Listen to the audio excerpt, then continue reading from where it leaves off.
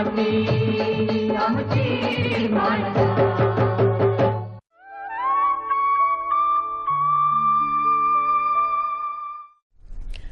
शेतकरी बंधूंनो, आमची माती आमची माणसं या कार्यक्रमामध्ये आपणा सगळ्यांचं हार्दिक स्वागत। मंडळी, उन्हाळा सुरू झालेला आहे आणि रस्त्यावरून चालताना घामाच्या धारांनी आणि उन्हाच्या झळांनी आपण अक्षरशः हैराण होऊन जातो। पण त्याच रस्त्यांवर जर छान सुंदर झाडी असेल तर मात्र आपलं चालणं सुकर होतं। मंडळी, गेल्या काही वर्षांमध्ये वृक्षतोड ही फार मोठ्या प्रमाणात झालेली आहे आणि खेदाची गोष्ट ही की ज्या प्रमाणात वृक्षतोड झालेली आहे ना, त्या प्रमाणात वृक्ष लागवड झालेली नाहीये। खरंच ही फार खेदाची गोष्ट आहे आणि म्हणूनच आज आपण चर्चेसाठी विषय निवडलेला आहे वृक्षारोपण काळाची गरज। या विषयावर मार्गदर्शन करण्यासाठी आज आपल्याकडे आलेले आहेत श्री महेंद्र घागरे सर। नमस्कार सर। आमची माती आमची माणसामध्ये आपलं मनापासून स्वागत। श्री महेंद्र घागरे हे गेल्या 30 वर्षापासून वृक्षारोपण आणि वृक्ष लागवड ह्या क्षेत्रामध्ये कार्यरत आहेत। तर मुळात ह्या क्षेत्रामध्ये येण्याची प्रेरणा आपल्याला कशी मिळाली? कसं होतं की एक तर शिक्षण कमी, भांडवल अपुरं, मार्गदर्शन करणारे कोणी नव्हते। काहीतरी करायची जिद्द होती, पण काही भांडवल अपुरं असल्यामुळे व मार्गदर्शन नसल्यामुळे काय माझी कमकुवत होत गेलो। तर तेच करत असताना माझ्या नातेवाईकांना मी ठाण्याला नातेवाईकांच्या एका कार्यक्रमाला आलो होतो, तर त्यांनी सांगितलं की सागाचे स्टंप पाहिजे होते मला। बरं, तर तेवढे तुम्ही घेऊन या। तर मग मी आपल्या एक ठाण्याच्या फॉरेस्ट नर्सरीमध्ये गेलो आणि 65 पैशाला मी 84च्या दरम्यान तो स्टंप विकत घेतला 55 पैशाप्रमाणे। तर ते 165 रुपये माझे पहिले भांडवल। अच्छा। आणि त्यावेळेस कसं होतं की रस्ते लहान असल्यामुळं पुणे बॉम्बे जूनच्या दरम्यान कमीत कमी 6-6, 8-8 तास, 10-10 तास पुण्याला जायला वेळ लागायचा, कारण रस्ते लहान आणि ट्रॅफिक जाम घाटामध्ये। तर हे नेहमी असा अनुभव यायचा। तर शेजारी एक अशी व्यक्ती बसलेली होती आणि मग दोघंच आम्ही कंटाळून गेलो बोलायला। मग सुरुवात एकमेकांशी केली, तर एक मुळी माझी बाहेर आली होती सागाची। तर त्याने विचारलं हे काय? तर म्हणलं माझी बाबा असं असं सागाची मुळी आहे, सागाची रोपं आणली। तर तो म्हणला मला पण लावायची। बरं, थोडंसं माझ्यातला जरा व्यापारीपणा लगेच जागृत झाला। मग मी त्याला धरून मग मी त्याच्याशी गोड बोलून वगैरे सगळं त्याचा फोन नंबर वगैरे घेतला, त्याच्या पाठीमागे लागलो। मग त्यांना सांगितलं सर मला ही 55 पैशाला मिळाली, पण मी त्यांना सांगितलं की ही 65 पैशाला मिळाली, 10 पैसे मला मिळावे, 5-10 पैसे त्याच्यावर खर्च आहे। हे मिळू शकतं का नाही शकतं माहीत नाही, भांडवल नाही माझ्याकडे। जर विश्वास असेल तुम्ही द्या मला, मी तुमची आणून देतो, आणि जर नाही मिळाली तर फक्त जो काही खर्च होईल तेवढा मायनस करून तुमचे तुम्हाला पैसे परत। बरोबर आहे। म्हणजे सर अगदी थोडक्या भांडवलामध्ये आपण हा व्यवसाय सुरू केलेला आहे। तर बी बियाणांमध्ये देखील आपण काम केलेलं आहे, जसं आता तुम्ही सांगितलं की मुळांची, तर त्याबद्दल थोडक्यात सांगा। ह्यात कसं आलं की हे सगळं कार्य करत असताना की पुण्याचे उपसंचालक PN पाटील साहेब म्हणून आणि व्ही राधा जिल्हा परिषदेच्या ह्या CO होत्या, आणि महाराष्ट्रातल्या जवळजवळ 5 राज्यांचं तिथं एक त्यांचे स्टॉल भरले होते। बरं, विक्रीचे वगैरे, ग्रामीण भागातल्या लोकांनी काय कामं केलेली आहेत त्याच्या सगळे वेगवेगळे असे स्टॉल लागले होते, आणि जवळजवळ 250 ते 250-300 स्टॉल होते। बरं, आणि त्यांना शोभेवंत कुंड्या पाहिजे होत्या। तर त्यांच्या PN पाटील साहेबांच्या कानावरती माझं थोडीफार कल्पना गेली, तर ते माझ्याकडे आले, त्यांनी मला बोलून घेतलं, म्हणे वा असं असं आहे, तर हे सगळं फुकट काम करायचं आहे, तर काय करता येईल? तर मी म्हटलं सर आम्ही फुकट काम करायला तयार, पण वाहतूक खर्च आणि जे काय ठेवणं उचलून नेणं हा खर्च तुम्हाला कमीत कमी द्यायला लागेल।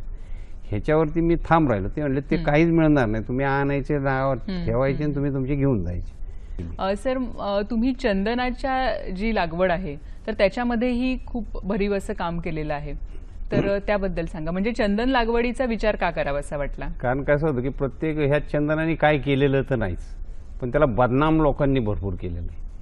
आज मी तुम्हाला सांगतो की जे फॉरेस्ट डिपार्टमेंट, सामाजिक वनीकरण, ॲग्रिकल्चर ही जी कामं करतात ना, तर समाजाचा त्याला पाठिंबा नसतो।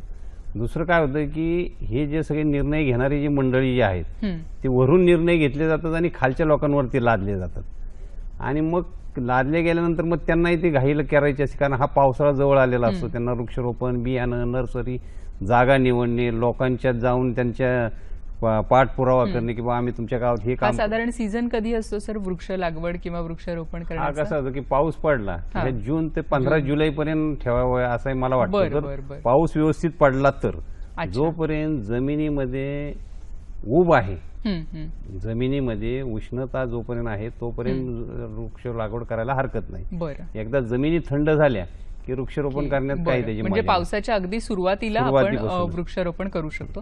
सर, आपण चंदनाच्या लागवडीबद्दल बोलत होतो की चंदनाचं अनन्यसाधारण महत्व आहे, आपल्या भारतीय संस्कृतीमध्ये आहे, आयुर्वेदामध्ये आहे, कॉस्मेटिक्समध्ये आहे. तर चंदन लागवडीकडे वळावं असं आपण निर्णय कसा घेतला? आता ह्या चंदनाचं कसं होतं की चंदनाचं एकतर काम कुणी केलं नाही, कुणी झाडं लावली नाही, पण चोरी मारी जाती. कुणी काही सांगतं की त्याच्यावर साप येतात, चोरीला जातं, त्यामुळं आपल्याला दगा फटका होतो. हे असं सगळं जिकडे जिकडे जाईल त्यावेळेस हे अशा सगळ्या गोष्टी चालू होत्या. तर माझं एकच होतं की जिथं जिथं ज्या लोक ज्याच्याबद्दल वाईट बोलतात त्याच्यावरती काम जास्त करायचं. बरं. आणि मग माझं एवढं एक 15-20 वर्षामध्ये 20-25 वर्षामध्ये मी सगळीकडे बघितलं चंदनाच्या नर्सऱ्या किंवा चंदनाची रोपं कुठं दिसत नाही. तर म्हणलं आपण असं करू की चंदनावरती काम करू. बरं बरं. मग चंदनावरती काम करायला सुरुवात केली. तर आता दरवर्षी आम्ही जवळजवळ 1.5 लाख रोपं तयार करतो. बरं, 1.5 लाख रोपं 1.5 तुम्ही लाख दरवर्षी रोपं तयार करतो. करता. बरं. आणि मग ती विकत फुकट म्हणजे राज्यात आणि परराज्यात ही अशी रोपं पाठवतो.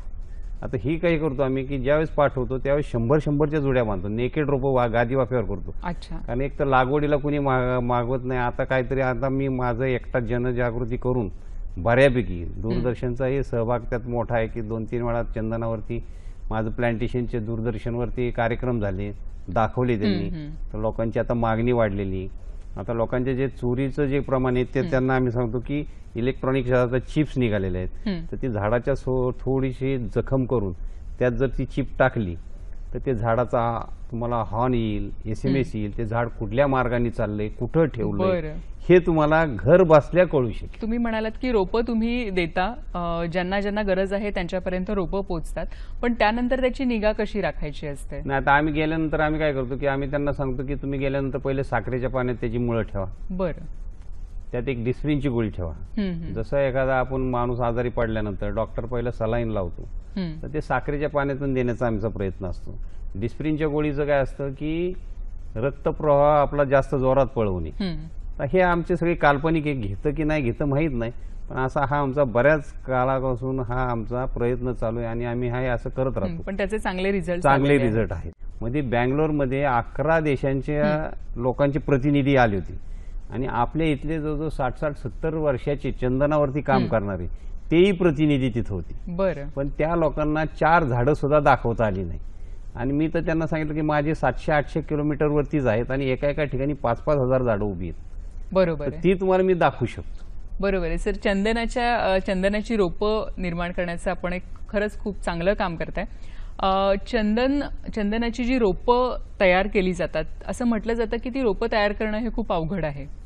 तर ते कसं केलं तुम्ही? नाही, कसं होतं की आता रोपं अवघड आहेत, नाजूक आहेत. सुरुवातीला वर्ष 6 महिने ही नाजूक रोपं आहेत.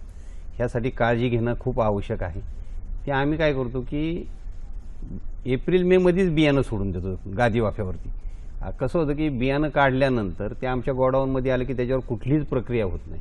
त्या झाडाला कुठल्याच भावना, त्या बियाणांना कुठल्याच भावना राहत नाही, कारण सुस्त अवस्थेत असतं. तेच ज्यावेळेस गादी वाफ्यावरती जातं, जमिनीवरती पडतं, ते गार, गरम, थोडाफार पाऊस, हवेतली आर्द्रता वगैरे ते जे काही वातावरण निर्मिती जी काही नॅचरल जी काय होती ती त्याच्यावरती होती. आणि पाऊस पडल्यानंतर आम्ही कुठलंही पाणी वरचं देत नाही, पावसावरतीच ती रोपं उगवली जातात. बरं. आणि ह्याची बियाण्याची उगवण क्षमता जी आहे ती 1-1.5%, अर्धा टक्का कशी वातावरण आहे त्याच्यावरती असते. 1 किलोमध्ये बियाणं 2500, 2700, 3000, जास्तच वाढलं बियाणं तर 4000 पर्यंत बियाणं 1 किलोमध्ये बसू शकतं. बरं बरं. मंडळी, ही चर्चा आपण अशीच चालू ठेवणार आहोत. तोपर्यंत पाहूया पुढचा कार्यक्रम, कृषी समृद्धीची गुरुकिल्ली.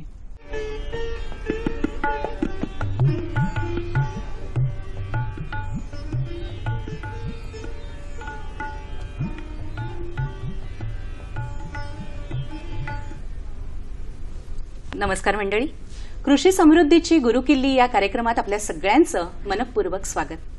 मंडळी, शेतीशास्त्र, कृषीशास्त्र असं आपण म्हणतो. आता शास्त्र म्हटलं म्हणजे काय आलं? नियम आले आणि त्याचं पालन आलं. अभ्यासाला. मंडळी, कोणतीही गोष्ट अभ्यासपूर्ण विचारपूर्वक केली तर त्यातून आपल्याला नक्कीच फायदा होतो. आणि भरघोस उत्पादनासाठी शेतकऱ्यांना प्रशिक्षणाचीही तितकीच गरज असते.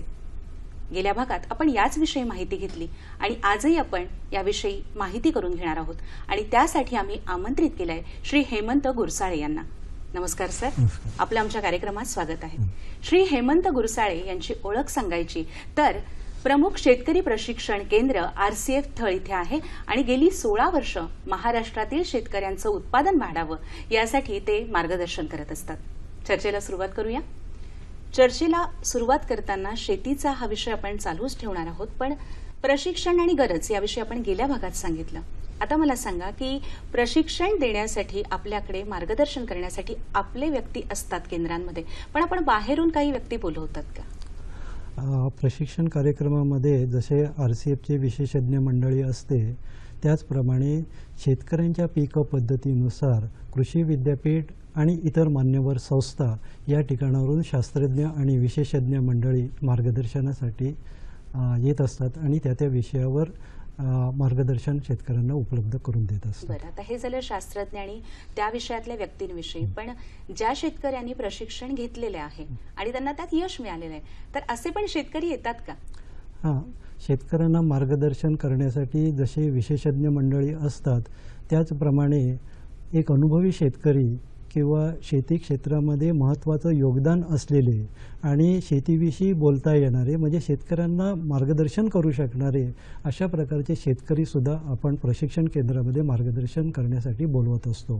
साधारणतः विषय कोणकोणते असतात सर? प्रशिक्षणासाठी आम्ही विषय निवडताना त्या शेतकऱ्यांचे म्हणजे या प्रशिक्षण कार्यक्रमामध्ये सहभागी झालेले शेतकरी आहेत त्यांची मुख्य पिकं काय आहेत, दुय्यम पिकं काय आहेत, पूरक व्यवसाय काय आहे, विशिष्ट शेती पद्धती आहे का, हे विषय निवडलेले असतात. हे विषय मार्गदर्शनासाठी ठेवलेले असतात. या व्यतिरिक्त माती परीक्षणाचं महत्त्व, खतांचा वापर कशा पद्धतीने करावा, कार्यक्षम वापर कशा पद्धतीने व्हावा, अन्नद्रव्य व्यवस्थापन कसं असावं, किडी आणि रोगाचं एकात्मिक पद्धतीने नियंत्रण कसं करावं, RCFची उत्पादनं काय आहेत आणि त्याचं महत्त्व शेतीमध्ये काय याविषयी सुद्धा मार्गदर्शन करत असतो.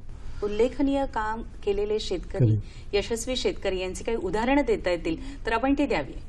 आताच मी सांगितलं की जुन्नरमधील सुभाष मोरे असतील, सांगलीमधील वसंतराव माळी आहेत जे आपल्याला द्राक्ष पिकाविषयी माहिती देतात, प्रशांत पाटील आहेत जे गहू, सोयाबीन आणि ऊस पिकाविषयी माहिती देत असतात, रायगड जिल्ह्यामधील ठाकूर आहेत की जे आपल्याला नारळ आणि सुपारी पिकाविषयी चांगल्या प्रकारचं मार्गदर्शन करतात.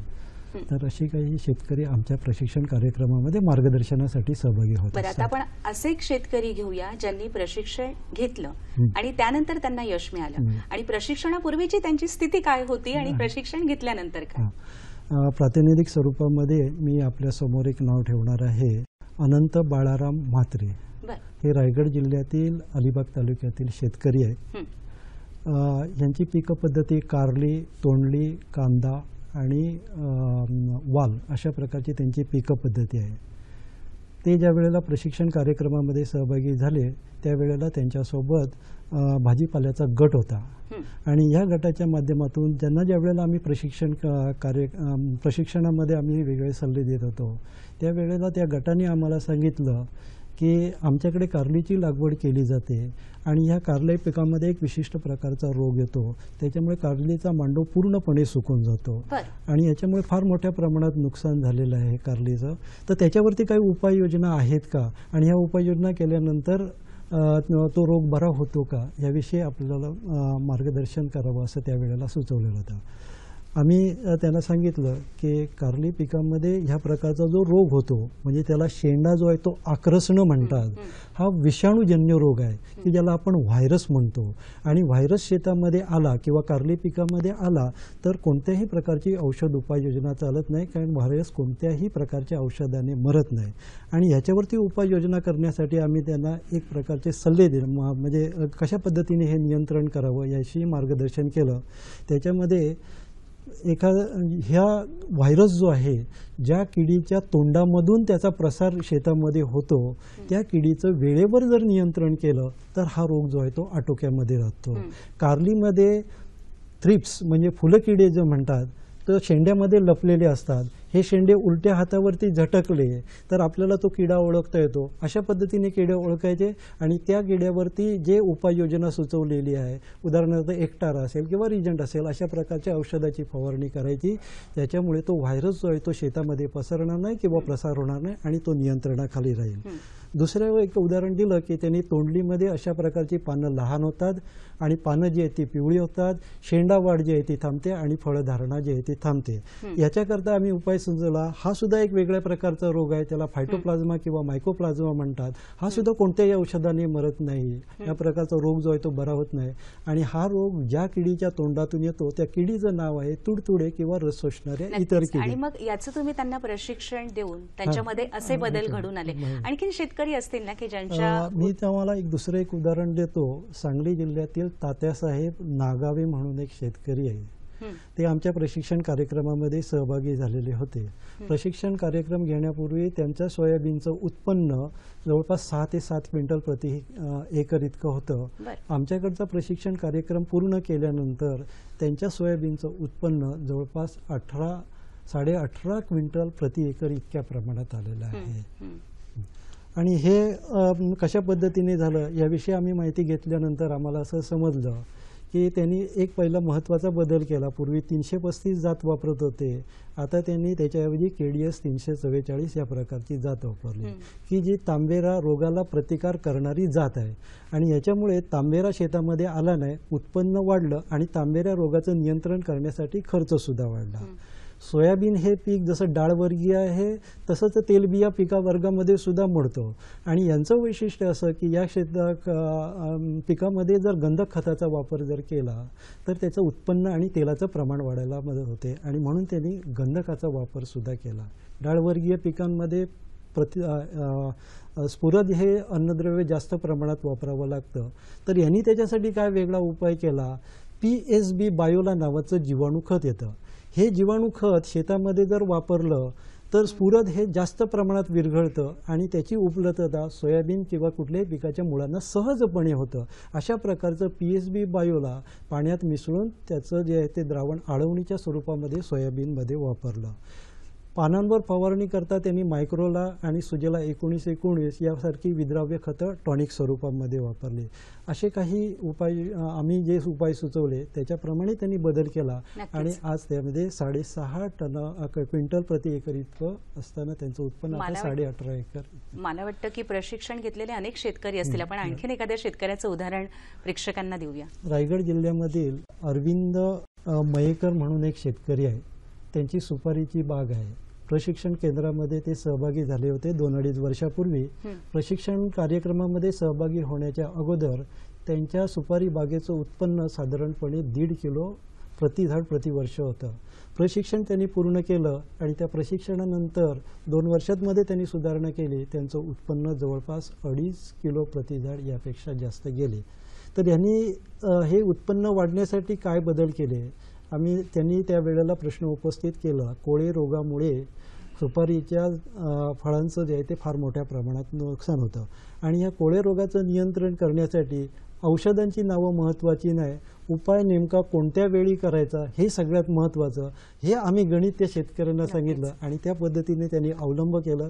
त्या वेळेवरती त्यांनी औषध उपाययोजना केली. त्याच्यामुळे हे कोळे रोग म्हणजे फळगळ जी आहे ती थांबली आणि त्याच्यामुळे उत्पादनात वाढ जी आहे ती घटली. माहिती असणं फार गरजेचं आहे शेतकऱ्यांना आणि ती माहिती करून घेणंही तितकंच महत्त्वाचं आहे. आपण काय संदेश देणार शेतकरी बंधूंना? शेतकऱ्यांना एक संदेश देईल. आजकाल शेतीमध्ये कीड आणि रोगाचा प्रादुर्भाव हा वाढलेला आहे आणि शेतकरीनं कीड आणि रोगाचं नियंत्रण करणं फारच कठीण व्हायला लागलेलं आहे.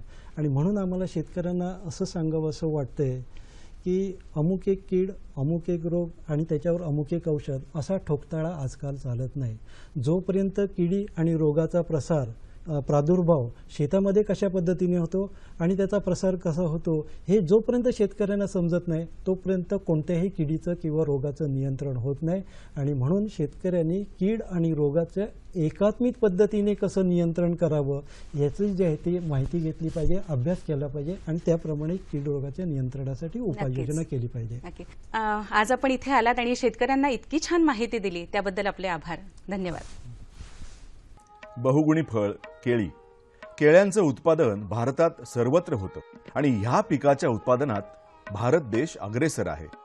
केळीच्या 500हून अधिक जाती उपलब्ध आहेत. त्याचाच अर्थ आपण दररोज एक केळं या प्रमाणात वर्षभर एका नव्या जातीचं केळं आपण खाऊ शकतो. समुद्र सपाटीपासून ते 600 फूट उंचीपर्यंत हे केळ्याचं पीक आपण घेऊ शकतो. भारतात केळी उत्पादकतेच्या बाबत महाराष्ट्र प्रथम क्रमांकावर आहे. भारताच्या केळी पिकाखालील क्षेत्रामध्ये महाराष्ट्र राज्याचा हिस्सा 14% म्हणजेच 72 लाख हेक्टर एवढा आहे. तर केळी उत्पादनापैकी 50% उत्पादन एकट्या महाराष्ट्रात होतं. महाराष्ट्रातील उत्पादकता 65.70 मेट्रिक टन एवढी आहे. पोषक तत्वांच्या दृष्टीनं केळं हा अद्वितीय खाद्यपदार्थ आहे. केळ्यामध्ये जीवनसत्व ए, बी, सी, डी, ई, जी आणि एच भरपूर प्रमाणात असतं. कार्बोहायड्रेट 20 ते 22% इतकं असतं, जे अन्य फळांच्या तुलनेत अधिक प्रमाणात आहे. या व्यतिरिक्त खनिज द्रव्य, कॅल्शियम, मॅग्नेशियम, फॉस्फरस, तांब, लोह हे देखील आहेत. पोटॅशियमचं प्रमाण जास्त आहे, त्यामुळे स्नायू तयार होण्यास मदत होते आणि महत्त्वाचं म्हणजे हृदयविकारापासून आपला बचाव होऊ शकतो. महाराष्ट्रातील केळी केवळ उत्तर भारतातच जातात असं नाही, तर Saudi Arabia, Iran, Kuwait, Dubai, Japan आणि युरोपमधील बाजारपेठेत सुद्धा निर्यात केली जातात. आणि म्हणूनच केळीला बहुगुणी आणि सर्वसामान्यांचं फळ म्हणून ओळखलं जातं, कारण त्यात भरपूर पौष्टिक अन्नघटक आहेत. अहो, आपल्या देवपूजेत सुद्धा केळीच्या झाडाला तसंच केळीच्या फळाला श्रद्धेचं स्थान आहे, नाही का? नमस्कार. आमची माती आमची माणसं या कार्यक्रमात पुन्हा एकदा आपलं मनापासून स्वागत. आज आपण चर्चा करतोय वृक्षारोपण काळाची गरज आणि आपल्याला मार्गदर्शन करतायत श्री महेंद्र घागरे सर. ब्रेक नंतर आपलं पुन्हा एकदा स्वागत. धन्यवाद. सर, आपण आता चंदनाच्या लागवडीबद्दल बोललो, तशीच इतर कोणकोणती रोपं आहेत जी आपण तयार करता? नाही, आता कसं होतं की आता माझे म्हणजे आता शाळेमध्ये, कॉलेजमध्ये, इतर गावामध्ये असे कार्यक्रम होतात. तर लोक मला आता बोलवतात वृक्षारोपणाच्या कार्यक्रमाला. तर आता आम्ही मुलांना ज्यावेळेस शाळेत जातो त्यावेळेस सांगतो की बाबा तुम्ही 10-10, 8-8 ज्या ज्या मुलांचं तुमचं जमतंय त्या मुलांचे तुम्ही ग्रुप तयार करा. त्या ग्रुपला एक नाव द्या. त्या ग्रुपचं नाव दिल्यानंतर ते शाळेमध्ये देऊन ठेवा. त्यामध्ये घरच्यांचे, पालकांचे आम्ही नंबर द्यायला सांगतो. कारण आता कमीत कमी एका शाळेमध्ये 500-1000 विद्यार्थी असतात. प्रत्येकाच्या घरी जाणं तर शक्य नसतं, पण मोबाईल नंबर जर असेल तुमच्याकडे तर एकाला जर फिरवलं तर मग सांगतो बा आमका येत असतो, काहीतरी काम चालू आहे. आणि आमचा उद्दिष्ट असा आहे की जर मुलांनी जर का ते बियाणं उगवलं तर हळूहळू पालकही त्यात सहभाग होतात. बरोबर आहे. आणि मग ही मुलं त्या रोपाला मरूनही देत नाही आणि मारूनही देत नाही. मुलांना असं सांगतो की उद्याच्या भांडवलाच्या स्वरूपातही तुम्ही अशी काही झाडं लावा की ती तुम्हाला वयाच्या 25व्या, 30व्या, 35व्या वर्षी त्यातून उत्पन्न मिळेल, असा एक संदेश देण्याचा प्रयत्न करतो. मग त्यासाठी खैर सांगतो, नारक्या सांगतो, चंदन सांगतो, मग बांबू आहे, अशा 5-6 व्हरायटी आहेत की त्या लावा. आणि मग लावल्यानंतर फक्त आम्ही सांगतो की त्या झाडांच्या सहवासामध्ये फक्त 2 मिनिटं जाऊन बसा. तुम्ही त्याला काही करू नका, पाणी देऊ नका, काही देऊ नका, फक्त 2 मिनिटं जा, त्यांचं दर्शन घ्या, त्यांच्या सहवासात बसा, निघून या. ह्याचं कारण असं आहे की तिथं गेल्यानंतर जसं जसं झाड असेल तसं तसं त्यांचाही आनंद आणि ते ओढत जातात आणि ते काम करायला सुरुवात करतात, झाडाला मदत करायला. मुलांमध्ये तुम्ही हा जो विचार पोहोचवताय ही खरंच खूप चांगली गोष्ट आहे. आणि झाडांच्या सहवासात राहिल्याने मुलांमध्येही मला वाटतं की ती एक जी अटॅचमेंट असते, झाडांविषयी प्रेम असतं, ते निर्माण होत असेल आणि ह्या पुढे नक्कीच त्याचा फायदा होईल. फक्त मुलांना नाही तर आपल्या पूर्ण समाजाला देखील होऊ शकेल. सर, भविष्यात आपल्या काय योजना आहेत? भविष्यात की योजना आहेत की एकच सांगतो, जर का आपण झाडं वगैरे लावलं नाही आणि शासनावरतीच नुसतं अवलंबून राहिलो की तुम्हाला मी सांगतो प्रामाणिकपणे की मी आता माझं ज्यावेळेस व्यवसायात लागलो होतो त्यावेळेस सांगितलं की शासनाच्या लोकांच्या सहवासात अजिबात यायचं नाही.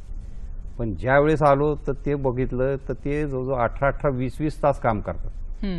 सगळा समाजाचा रोष घेतात, समाजाची बदनामी करतात आणि ते काम करतात. आणि बाकीची लोक फक्त फोटो काढण्यापुरतेच येतात. कुणी ह्या वृक्षारोपण लोकांना अजून माहीतच नाही की आपण कशावर जगतोय आणि काय आपल्याला महत्वाचं आहे हे त्यांना अजून कळालेलंच नाही. नुसतंच आपलं काहीतरी एकतर त्यांना जमत नसल्यामुळं एक कमी पडत चाललंय, दुर्मिळ होत चाललंय. आम्ही म्हणतो काही दुर्मिळ पडत नाही, फक्त तुम्ही तुमच्या कुटुंबापुरतं सगळं परमेश्वराने दिलेलं आहे, तुम्ही जर का पुढच्या 4 पिढ्यांचं बघत असाल तर ते तुम्हाला काही दिलेलं नाही असं मला वाटतं. सर, जाता जाता तुम्ही आमच्या शेतकरी बंधूंना काय संदेश द्याल? मी हात जोडून एकच त्यांना विनंती करतो की नुसतं शासनाच्या सबसिडी किंवा शासनावर अवलंबून न राहता आयुष्यात जर तुम्ही आला तर एक 2-5 झाडं शासनासाठी नाही तर निदान कमीत कमी तुमच्यासाठी तरी लावावीत आणि त्याचा कसा चांगला फायदा करून तुम्हाला व तुमच्या आजूबाजूच्या कुटुंबाला देता येईल हे एक जर काम केलं तर खूप काय मोठं काम केल्यासारखं होऊ शकतं. मंडळी, वृक्षवल्ली आम्हा सोयरे वनचरे हे नुसतं म्हणून आता चालणार नाही, तर ते प्रत्यक्ष कृतीत आलं पाहिजे आणि कृती ही स्वतःपासूनच सुरू व्हायला पाहिजे. सर, आज आपण इथे आलात आणि आमच्या सर्व दर्शकांना, शेतकरी बंधूंना अतिशय छान असं मार्गदर्शन केलं. दूरदर्शनच्या सह्याद्री वाहिनीतर्फे मी आपली मनपूर्वक आभारी आहे. धन्यवाद. नमस्कार.